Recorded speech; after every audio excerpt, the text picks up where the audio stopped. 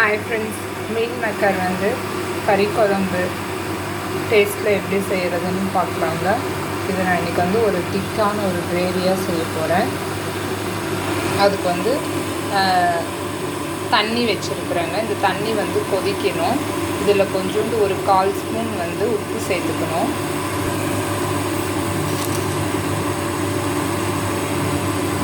கால் spoon வந்து உப்பு சேர்த்துட்டேன்.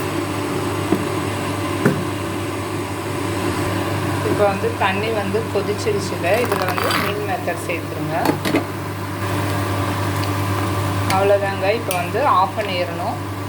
இப்போ இதில் வந்து இப்படியே வந்து ஒரு 5 நிமிஷம் வந்து இருக்கட்டும். இப்போ ஒரு தாளிப்பு கரண்டியில் வந்து 1/2 ஸ்பூன் வந்து மிளகு சேர்த்துக்கலாம்.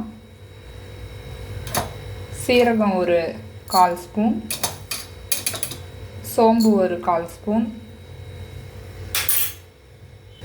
இதையெல்லாம் வந்து அப்படியே வந்து வறுத்து பவுடர் பண்ணிக்கலாங்க.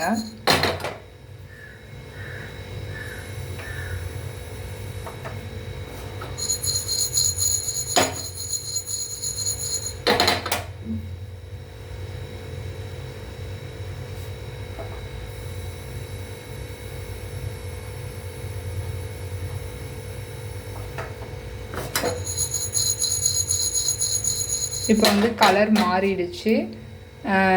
இதை வந்து பவுடர் பண்ணிக்கலாம். இப்போ வந்து வறுத்து நல்லா வந்து பவுடர் பண்ணியாச்சுங்க.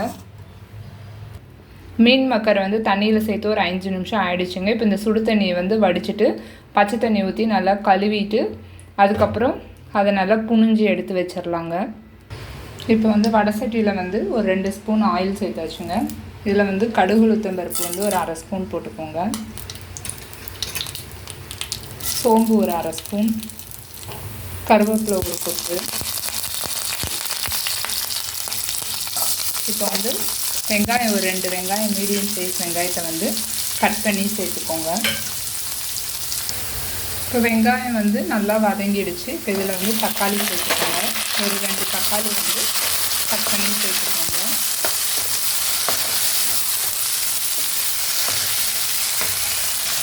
அப்புறம் இதோடே வந்து இஞ்சி பூண்டு வந்து பேஸ்ட் வந்து ஒரு ஸ்பூன் சேர்த்துக்கோங்க. சேர்த்து இந்த தக்காளியோடய சேர்த்து வதக்கி விட்டுருங்க.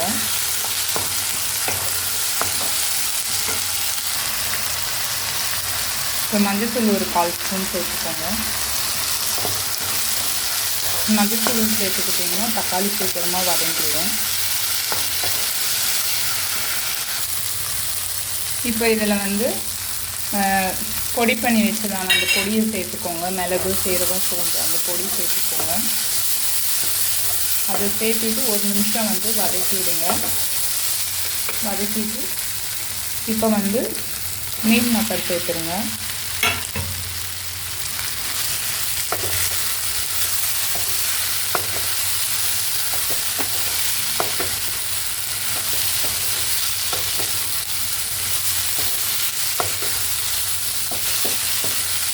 இப்போ நல்லா வந்து கிண்டி விட்டுட்டு தண்ணி ஒரு கிளாஸ் சேர்த்துக்கோங்க.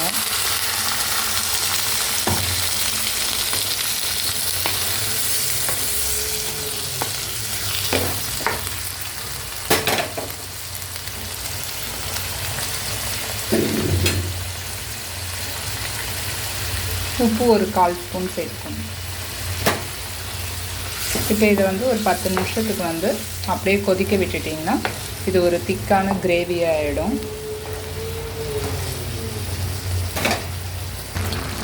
இப்போ வந்து கரம் மசாலா ஒரு 1/2 ஸ்பூன் சேர்த்துக்கோங்க.